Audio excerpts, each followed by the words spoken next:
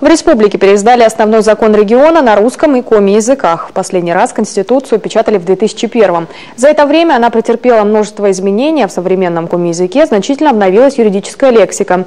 Поэтому и возникла идея переиздания свода законов. Приурочили его выход к 20-летию Конституции Республики Коми. Татьяна Супряткина, одна из первых, оценила новое издание.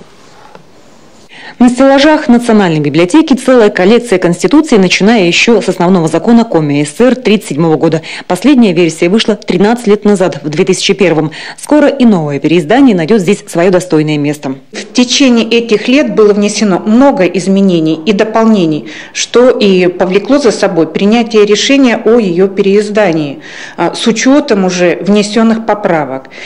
Тем более, что за эти годы изменилась и официально деловая лексика коми-языка. С 1994 года депутаты Госсовета Коми приняли 40 законов о внесении изменений в Конституцию. Правда, это не означает, что изменились сразу 40 статей, потому что в одном законе могли быть изменения сразу в несколько статей.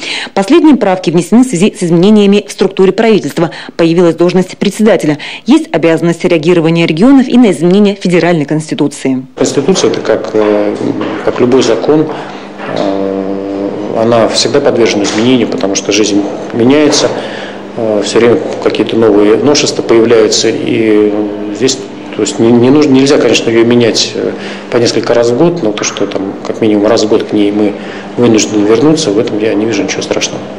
В руках Натальи Макаровой полуторагодовалый труд. Ученые, писатели и журналисты встречались 2 раза в неделю по 2 часа и не просто обновили текст основного закона статьями и поправками на коми-языке, но и новыми лексическими единицами.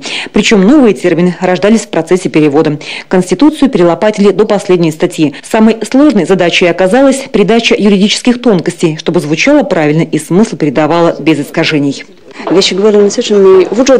Признаюсь, во время работы не раз возникала мысль, а кому это надо? Надо. Если язык жив, он должен развиваться. В него входят новые понятия, а значит, их нужно как-то называть. И называть по коми. Я уверена, что этот труд может стать основой для работы студентов-филологов, как новый шаг в развитии языка. Мы перешли к юридическому коми.